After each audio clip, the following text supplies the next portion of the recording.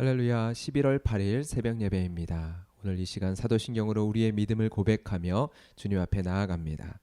전능하사 천지를 만드신 하나님 아버지를 내가 믿사오며 그 외아들 우리 주 예수 그리스도를 믿사오니 이는 성령으로 잉태하사 동정녀 마리아에게 나시고 본디오 빌라도에게 고난을 받으사 십자가에 못 박혀 죽으시고 장사한 지 사흘 만에 죽은 자 가운데서 다시 살아나시며 하늘에 오르사 전능하신 하나님 우편에 앉아 계시다가 저리로서 산자와 죽은 자를 심판하러 오시리라. 성령을 믿사오며 거룩한 공회와 성도가 서로 교통하는 것과 죄를 사하여 주시는 것과 몸이 다시 사는 것과 영원히 사는 것을 믿사옵나이다. 아멘. 이 시간 함께 보실 새벽 예배 말씀은 사사기 4장 말씀입니다. 우리 1절부터 10절까지의 말씀을 함께 봉독하도록 하겠습니다. 사사기 4장 1절부터 제가 봉독합니다. 에훗이 죽으니 이스라엘 자손이 또 여호와의 목전에 악을 행하매 여호와께서 하솔에서 통치하는 가나안 왕 야빈의 손에 그들을 파셨으니 그의 군대 장관은 하로셋 학고임에 거주하는 시스라요. 야빈 왕은 철병거 900대가 있어 20년 동안 이스라엘 자손을 심히 학대하였으므로 이스라엘 자손이 여호와께 부르짖었더라. 그때 랍비돗의 아내 여선지자 드보라가 이스라엘의 사사가 되었는데 그는 에브라임 산지 라마와 베델 사이 드보라의 종려나무 아래에 거주하였고 이스라엘 자손은 그에게 나와 재판을 받더라. 드보라가 사람을 보내어 아비노함의 아들 바락을 납달리 게데스에서 불러다가 그에게 이르되 이스라엘의 하나님 여호와께서 이같이 명령하지 아니하셨느냐. 너는 납달리 자손과 스불론 자손 10,000명을 거느리고 다볼 산으로 가라. 내가 야빈의 군대 장관 시스라와 그의 병거들과 그의 무리를 기송강으로 이끌어 내게 이르게 하고 그를 내 손에 넘겨주리라 하셨느니라. 바락이 그에게 이르되 만일 당신이 나와 함께 가면 내가 가려니와 만일 당신이 나와 함께 가지 아니하면 나도 가지 아니하겠노라 하니 이르되 내가 반드시 너와 함께 가리라. 그러나 내가 이번에 가는 길에서는 영광을 얻지 못하리니 이는 여호와께서 시스라를 여인의 손에 파실 것임이니라 하고 드보라가 일어나 바락과 함께 게데스로 가니라. 바락이 스불론과 납달리를 게데스로 부르니 10,000명이 그를 따라 올라가고 드보라도 그와 함께 올라가니라. 아멘. 오늘 본문에 등장하는 드보라는 이스라엘의 네 번째 사사입니다. 네 번째 사사이며 유일한 여성 사사인데요. 드보라가 사사로 등장했었던 시기에 대해서 4장 1절부터 3절까지는 그 배경을 설명을 해주고 있습니다. 먼저 4장 1절에서 성경은 또 다시라는 단어를 통해서 반복되는 이스라엘의 악에 대해서 지금 고발을 하고 있습니다. 에훗이 죽고 이스라엘 자손은 또 여호와의 목전에 악을 행합니다. 왜 4장 1절은 세 번째 사사인 삼가를 이야기하지 않고 에훗이 죽고라고 했을까 질문이 들 수도 있는데요. 이스라엘 사사는 이스라엘 전체를 통치하는 통치자가 아니었습니다. 사사에 따라서 제한적인 영역에서 사사의 역할을 수행했던 것이죠. 그렇기에 사사의 등장 시기가 겹칠 수 있습니다. 활동한 지역이 다른 것이죠. 온니엘, 에훗, 드보라의 경우는 이스라엘 땅의 남쪽에서 활동을 했고요. 삼갈이 활동한 지역은 이스라엘의 북쪽 지역입니다. 북쪽 지역으로 보는 이유는 아닷의 아들 삼갈이라는 설명에서 아닷의 아들이라는 단어를 벤 아닷을 뜻하는 도시의 이름으로 보기 때문입니다. 사사들은 이렇게 활동한 지역뿐 아니라 역할에 있어서도 모두 동일하지는 않았습니다. 오늘 본문의 4장 5절에 보면 드보라는 이스라엘의 재판장의 역할을 했다라고 기록을 하고 있는데요. 12명의 사사 중 재판장의 역할을 한 것으로 기록된 사사는 드보라가 유일합니다. 이 드보라가 활동한 시기는 2절과 3절을 통해서 하솔왕 야빈이 이스라엘을 심히 학대하였던 시기였다라고 기록을 하고 있습니다. 하솔에서 통치하는 가나안 왕 야빈이라고 소개가 되고 있는데요. 가나안 땅 전역을 다스리는 왕이라는 의미는 아닙니다. 여호수아서 11장에 보면 하솔 왕 야빈에 대한 이야기가 나오는데요. 이집트 왕이 대대로 사용하는 이름으로 등장하는 이 바로처럼 하솔 왕이 대대로 야빈이라는 이름으로 불려지고 있는 것입니다. 그런데 여호수아 11장 10절을 보면 하솔은 본래 그 모든 나라의 머리였더라 라고 기록되어 있죠. 이러한 의미에서 가나안 왕이라는 이름으로 기록된 것 같습니다. 여호수아 11장을 보면 하솔 왕 야빈이 북쪽의 연합군을 형성하여 이스라엘을 공격합니다. 이때 여호수아는 하솔을 이기고 하솔성을 불태워 진멸해 버립니다. 그런데 오늘 본문에서는 다시 그 나라가 강성하여져서 이스라엘을 괴롭히는 원수로서 다시 등장합니다. 여호수아 11장에서 진멸당했던 하솔 왕 야빈이 사사기 1장에서부터 3장까지의 불순종의 역사로 인해 이제는 철병거 900대를 거느린 강력한 적군으로 등장을 하고 있는 것이죠. 여러분, 이때 등장하는 사사가 드보라입니다. 세 가지 점에서 이 사사는 특별합니다. 드보라는 선지자였고, 그리고 드보라는 직접적으로 재판장의 역할을 수행했고, 그는 유일한 여성 사사였습니다. 성경은 드보라가 여자 사사라는 것을 강조하여서 말하고 있습니다. 랍비돗의 아내, 그리고 여선지자 드보라. 이렇게 반복적으로 그가 여자였음을, 랍비돗의 아내 여자였음을, 여선지자 여자였음을 반복하여 기록을 합니다.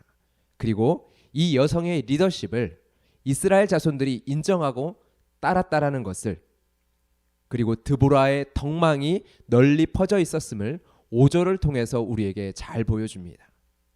드보라가 한 곳에 정착하여 머물면서 사역을 했는데 사람들이 그가 있는 곳을 가리켜 드보라의 종려나무라는 이름을 붙일 정도로 사람들에게 인정을 받고 있었습니다.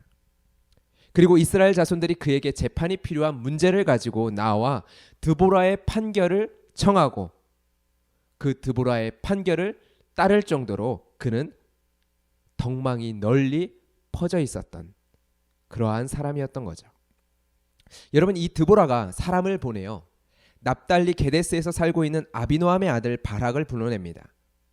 선지자 모세에게 칼을 빼어들고 싸웠던 여호수아가 있었듯이, 그리고 선지자 사무엘에게 사울이라는 칼이 있었듯이 드보라는 자신의 칼이 되어 싸울 사람들을 불러들입니다. 드보라는 바락에게 여호와의 명령, 여호와 하나님의 명령을 전하죠. 그리고 이에 대한 바락의 반응이 8절에 나오는데 우리는 여기에서 해석적인 선택을 해야 합니다. 두 가지 중에 우리는 선택을 해야 되는데요. 이 8절에 나오는 바락의 반응에 대해서 하나는 부정적으로, 하나는 긍정적으로 볼 수 있습니다. 한 가지는 8절의 바락 행동을 믿음 없는 모습으로 부정적으로 보는 것이고요. 한 가지는 8절의 바락의 행동을 도리어 믿음 있는 긍정적인 모습으로 보는 것입니다. 여러분, 보통은 이 부분을 부정적으로 해석하는 경향이 있습니다. 부정적인 모습으로 해석하며 반쪽짜리 순종으로 바락의 모습을 해석을 합니다. 그리고 9절에서의 드보라의 말을 바락을 향한 책망의 말로 해석을 합니다. 내가 여호와의 명령에 즉각 순종하지 아니했으니 너는 이번에 가는 길에서 영광을 얻지 못하리라. 그러면서 바락이 얻을 승리의 영광을 한 여자에게 빼앗긴 것으로서 해석을 하는 것이죠. 여러분, 이 해석도 충분한 근거가 있습니다. 그래서 저는 이 시간 해석적인 선택을 해야 한다라고 말씀을 드렸는데요. 제가 선택한 해석은 긍정적인 모습으로 해석을 하는 것입니다.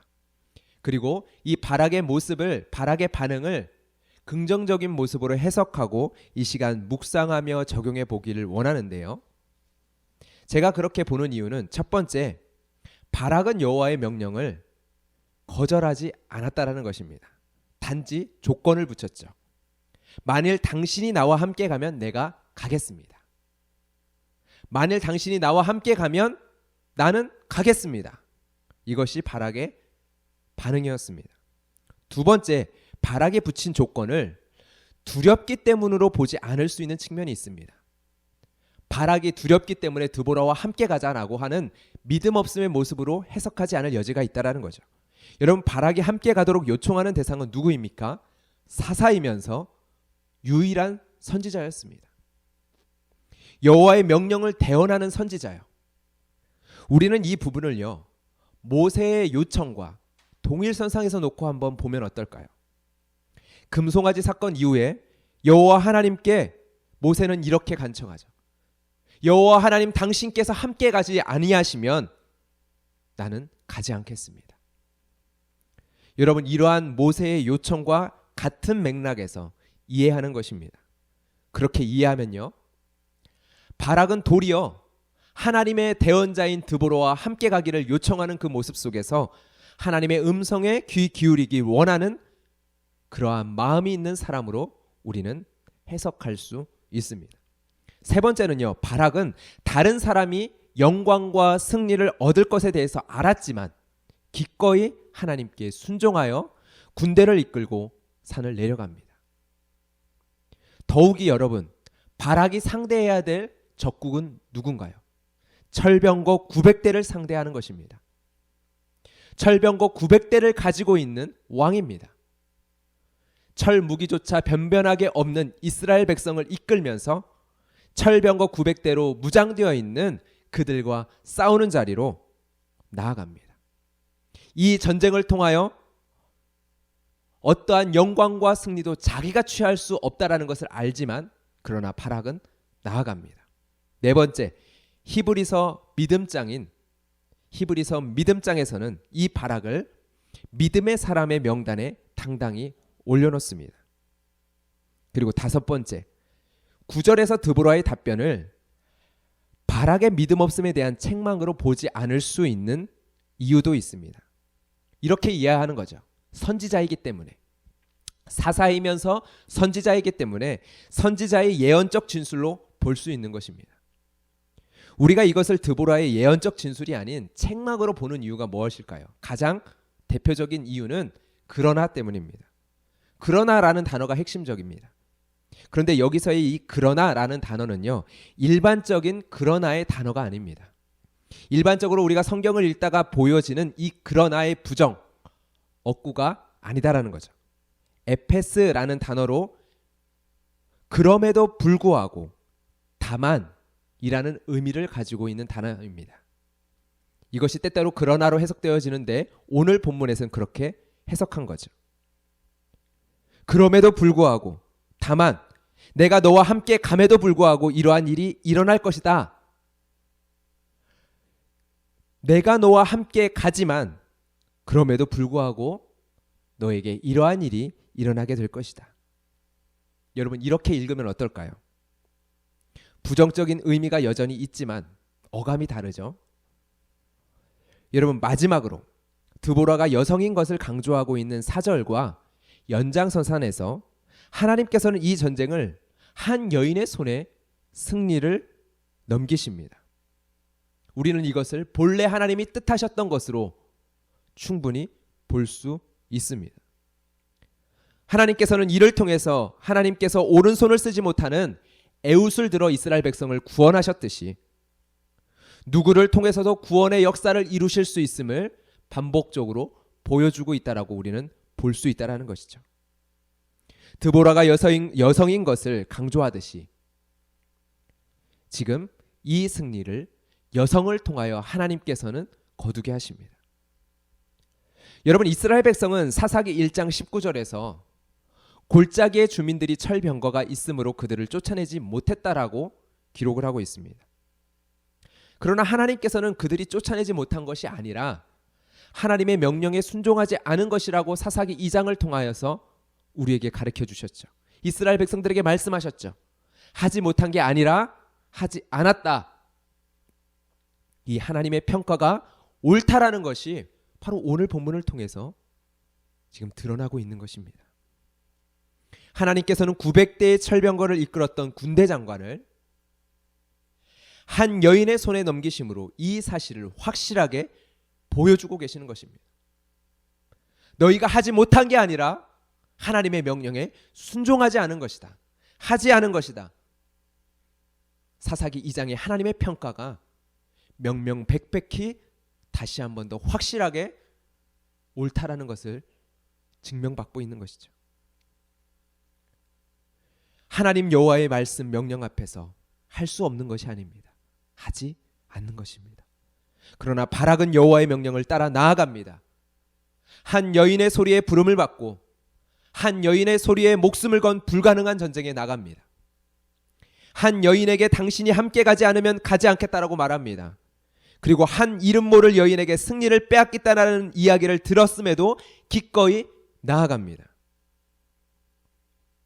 어떻게 그럴 수 있습니까? 그는 명령하신 이스라엘 하나님 여호와를 바라보았기 때문이죠. 여인의 입을 통하여 선포되어지는 여호와 하나님의 명령을 그는 주목했기 때문입니다. 그는 하늘에 계신 우리 아버지라는 기도의 열쇠를 그는 정확하게 열 줄 아는 자였습니다. 하나님의 뜻을 따라 십자가, 죽음의 자리, 절망의 자리, 사망의 자리로 걸어 올라가신 예수님을 이 시간 기억해 봅시다. 하나님의 뜻을 따라 기꺼이 절망과 사망의 자리로 걸어가신 예수 그리스도를 한번 바라봅시다. 우리는 세상의 철병과 앞에서 언제나 할 수 없다라는 절망의 늪에 빠질 수 있는 자들입니다. 우리는 여호와 하나님의 명령을 이러한 저러한 이유로 하나님의 뜻이 아니다 라고 덮어버릴 수 있는 사람들입니다. 하나님의 말씀을 전한 메신저가 마음에 들지 않는다고, 그 메신저가 전한 하나님의 말씀에까지 쉽게 귀를 닫을 수 있는 자들입니다. 하나님의 말씀이 지금 내 상황과 나의 때와 시기가 적절하지 않다라고 보류해 버리기 쉬운 사람들입니다. 나와 함께 가소서. 나와 함께 가지 아니하면 나도 가지 않겠습니다. 여러분, 이 고백을 이 시간 예수님께 올려드리며 기도합시다. 예수님, 나와 함께 가소서. 당신이 함께 가지 아니하시면 나는 하나님의 말씀을 붙들고도 세상의 철병거 앞에서 절망의 늪에 빠지는 연약한 자입니다. 당신이 함께 가지 아니하시면 이러한 저러한 이유로 시기와 때에 대한 핑계로 말씀에 귀를 닫고 너무나도 쉽게 넘어져 버리는 자입니다. 주님, 오늘 나와 함께 가소서. 내게 하나님의 말씀을 가르쳐 주옵소서. 하나님의 뜻을 가르쳐 주옵소서. 하나님의 뜻을 향해 걸을 수 있도록 이 시간 나를 이끌어 주옵소서. 여러분, 이렇게 예수 그리스도를 바라보며 함께 기도하며 나아가는 이 시간이 되기를 소망합니다. 함께 기도하겠습니다. 하나님 아버지, 주님을 바라봅니다. 하나님의 뜻을 따라, 하나님의 말씀을 따라, 주의 명령을 따라 하나님 십자가, 죽음의 자리, 멸망의 자리까지, 사망의 자리까지 걸어가신 그 예수 그리스도를 바라보며 하나님 이 시간 나아갑니다. 하나님 이 시간 주님께 간구합니다. 나와 함께 가소서. 주여, 나와 함께 가소서. 오늘도 살아가야 될 내 삶의 현장, 때로는 너무나도 치열한 이 내 인생의 삶의 현장 가운데 주님이 함께 가지 아니하시면, 주님이 나와 함께 하지 아니하시면 주여 내가 갈 수 없사오니 주여 나를 도와주소서. 주여 우리를 도와주소서. 이 시간 주님께 기도하는 주의 모든 성도들의 간구와 기도를 들으시고 주님 이 시간 우리의 손을 붙잡고 인도하여 주시옵소서. 주님 감사합니다. 예수 그리스도의 이름으로 기도드렸습니다. 아멘. 주님께서 오늘도 여러분들의 손을 붙잡고 함께 가실 것입니다. 이 시간 주님을 바라보며 우리의 하늘에 계신 그 주님 앞에 주의 뜻과 말씀을 구하며 우리의 기도의 제목을 주님 앞에 아뢰며 나아갑시다. 간구합시다. 부르짖읍시다. 이 시간 함께 기도하며 나아가도록 하겠습니다.